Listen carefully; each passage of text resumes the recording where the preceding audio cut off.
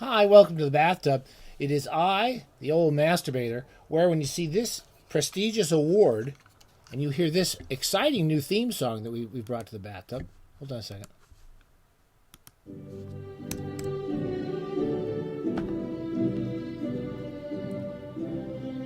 And we don't really worry about getting sued by pomp and circumstance because I don't think that's a real person.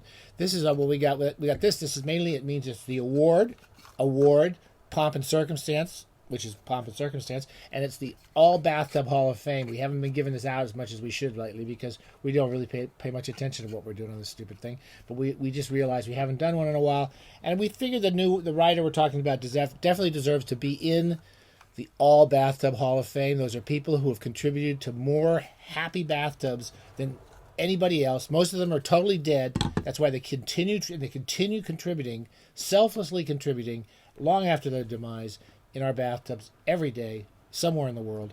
Fredric Brown. Fredric Brown, ladies and gentlemen. Let's hear for Fredric Brown. Many of you may or not know Fredric Brown, and we'll talk a little bit about him. He was, and so that, is there anything else I need to do? I think that's it. That's the whole award deal. I think I'm going to, I didn't show you the bathtub. And I got to sneeze, because it's allergy season. Okay. I was thinking of taping these together and turning it into a really cool award because it's so cool anyway. Anyway, I have a bunch of Fredric Brown here. And what have we got here? This is called Black Box. Maxim Jakubowski, I believe. Good old Maxim. I think it was him in New York. Zomba Books. I think he was one of the editors here. He was general editor Black Box Thrillers. Maxim did a lot to bring back a lot of the old great thriller writers and paperback thriller writers. And these were kind of cool editions. I bought this in America in '83, but when I went to London, I bought the whole little set I had, and they're really fun. They're 4 volumes. He did all sorts of writers who went on to become, at the time they had been almost forgotten, I would say. He did Fredric Brown, he did Jim Thompson, he did David Goodis, he did Mark Bem. I haven't read Mark Bem. He did Anthony Boucher. These were a really cool series, and what they're especially cool about them is they had 4 volumes. I always love these 4 books in one volume. Anyway, it's kind of a cool old cover, and this is how I got to know Fredric Brown, because I knew a little about him as a science fiction writer. He's famous for writing really the shortest short stories, short science fiction stories. They were like, 100, 200 words, and I won't talk too much about them. But anyway, I sometimes used to bring those to creative writing classes to show how you could tell a good story in 100 words or 200 words. It says here, Mickey Spillane calls him my favorite writer of all time, Mickey Spillane. That's unimpeachable. That's unimpeachable authority right there, Mickey Spillane. And he loved Fredric Brown. I liked some of his stories as a kid. I read some Fredric Brown. He wasn't on my top list of science fiction writers. I liked what I read and some of his short stories. And I didn't know his thrillers until I read this when I bought this volume when I was in graduate school. And one of the things I noticed, I remember reading these when I got sick. I remember I had the flu once. I was in grad school. I was living in a kind of crummy one of many crummy apartments in my life in San Clemente. And I had a big double mattress, really cheap crummy mattress, I used it, stick in the closet. I don't know why I did this. There was a closet, it was big enough, I put it in the closet. And I would sit in the closet when I was really sick. And I remember I was just really ill, one of those really terrible flus. And I felt terrible. But I picked this book up and I read Night of the Jabberwock, which I hardly remember. But I couldn't put it down. It got me through this illness. And I read it, at least 2 others, The Screaming Mimi and Knock 312. Over the decades, every time I got sick, I would pick up one of these books and I would read one of the next volume. Just this last week, I've read for the first time Fredric Brown's first novel, The Fabulous Clipjoint, which he's best known for. It's sort of it's fun. It's really a lot of, like all his books. I've read many of them by now. It's about a kid living in Chicago, and he comes from a kind of poor family, and his father gets killed. And it's kind of pretty advanced in its relationships, particularly sexual relationships between this kid. And he's got someone he calls mom, but it's really his stepmother. And he's got kind of mixed feelings for her. But she's not just... In most bad thrillers, the evil stepmom would just be the evil stepmom. But the stepmom is actually kind of an interesting, complicated character. He's got a sexy sister or stepsister who he's quite interested in, who's a bit of a a bit of trouble, and the father gets killed early in the book, and the kid goes off to find his uncle because his dad has a brother, and he doesn't know anything about his father. And in the course of the book, he goes to get his uncle to fight to solve this murder. And the solving of the murder is okay. It's not really that interesting. It's okay. But what's really interesting is the relationship between the kid and this family and his uncle, and particularly learning about his dad, who was a bit more interesting than he thought. He thought he was just a boring old guy who went to work.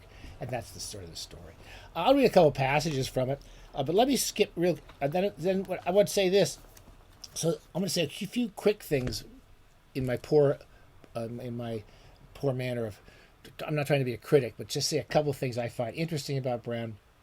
And this is true. He wrote science fiction, several science fiction books, and lots of science fiction short stories, mainly known for his crime books.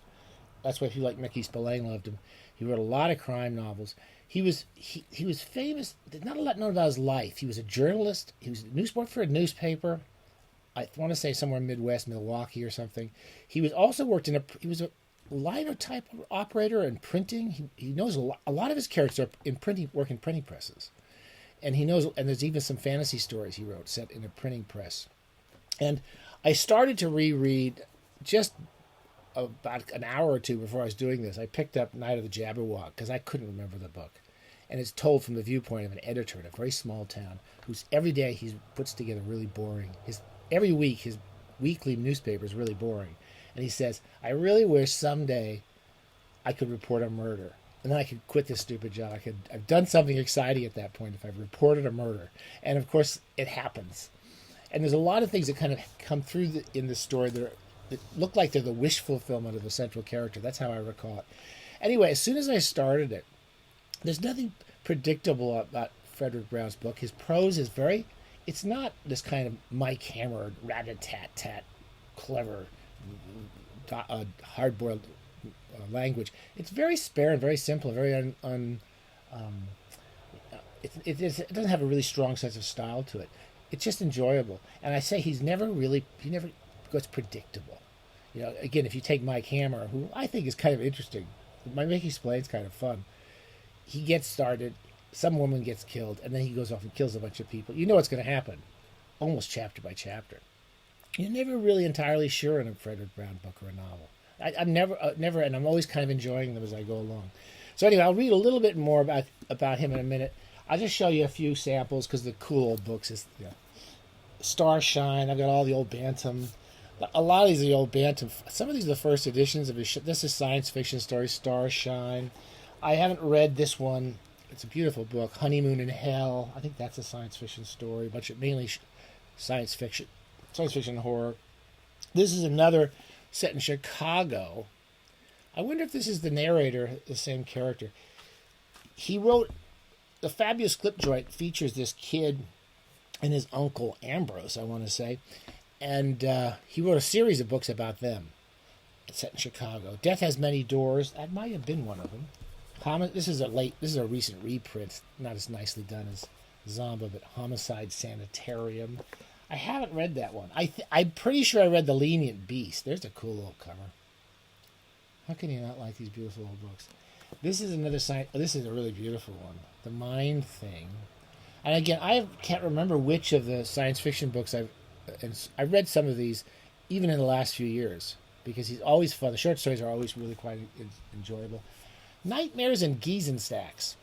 You know, I can't remember. I want to say Stephen King put this down as one of his favorite books. But somebody put this on the list of their favorite books. Anyway, it's a beautiful old book. I can't remember which stories are in it, but I like. This is one of his novels, science fiction novels, The Lights in the Sky Are Stars. I haven't read that. Here's a couple. I did read The Far Cry and enjoyed it.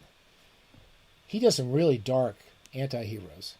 And this is from when Black Lizard did a bunch. Black Lizard did many of his books. Here's a reprint. Murder Can Be Fun. I'm pretty sure that is those two characters. Paradox Lost, the old cool things. And what did I want to show you? Oh, here. This is one of my all-time favorite science fiction novels. I read this too. Every time I got the flu, I would read Fredric Brown. He just totally entertained me, however crappy you felt. What Mad Universe. I think we talked about this. Look at that cool, beautiful cover. The old Berkeleys. No, old Bantams. It is great fun. The idea of the book is I think the central character is a science fiction editor. He was a science fiction writer. I can't remember, but the premise is that in an infinite universe, anything can happen, and there can actually be a universe that works like pulp science fiction, and somehow he gets transported to some universe where the world operates like they do in silly science fiction novels, and the women are all wearing spandex over their tight bodies, and they all have blasters, and they're wearing helmets.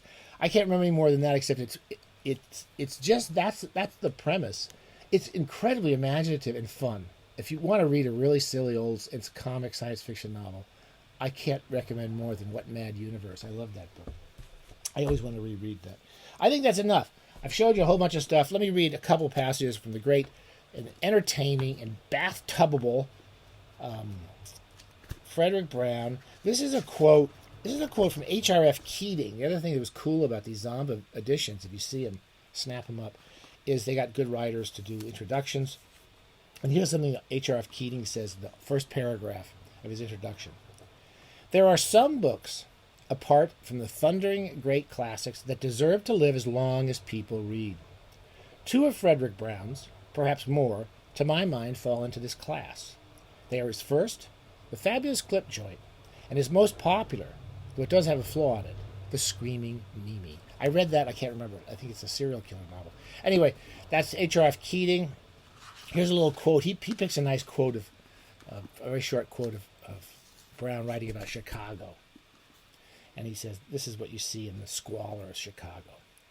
Guys who take 10-cent beds or 2-bit partitioned rooms and flop houses, and in the morning somebody shakes them to wake them up, and the guy's stiff, and the clerk goes quickly through his pockets to see if he's got 2 bits or 4 bits or $1 left, and then he phones for the city to come and get him out.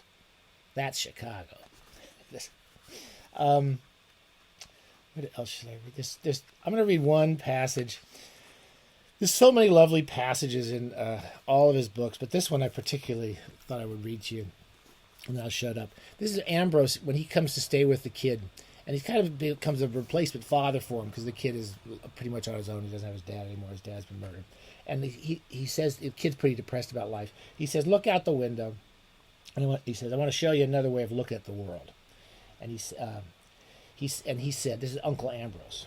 Yeah, I read a book once. You've read this too, but maybe you never really looked at things the way they are, even if you know. That looks like something down there. They're pointing out the window. Doesn't it? Solid stuff.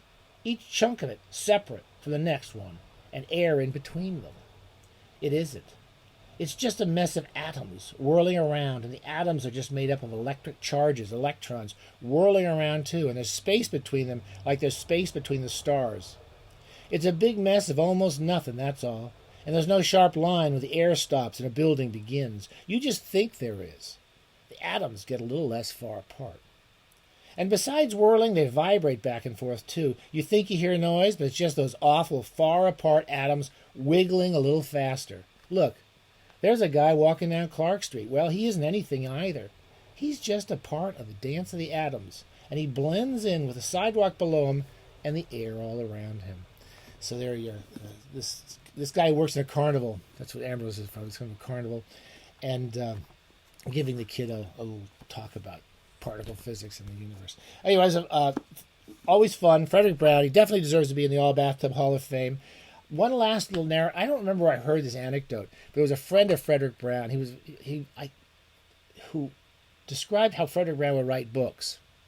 And I always remember this. It's just such a funny story. He said that what Fredric Brown would do was if he had a book contract, he would go down to the Greyhound bus depot. We used to have, when Greyhound buses were everywhere, and he'd see how much money he had in his pocket, and he'd go to the clerk, he'd buy a ticket for anywhere he could get a round trip ticket to, and he'd still have a little money left over for a motel, and any city, whatever he could afford, and what was coming up next. He'd bring his clipboard and a pencil, and on that bus ride, he would plot his novels and write the plots for the novels in on his clipboard. And then supposedly he would go to a bar, get drunk, maybe if he was lucky, pick up a girl, stay in a motel overnight, and then come home and start writing and write the book in a few weeks. Anyway, I thought that was such a funny way of being a writer. Anyway, Fredric Brown, a lot of fun. I recommend any of the books I've read of his I've enjoyed, but this is a really good selection, and I would really, really recommend if you're looking for a hilarious science fiction novel, What Mad Universe. Stay safe. Bye.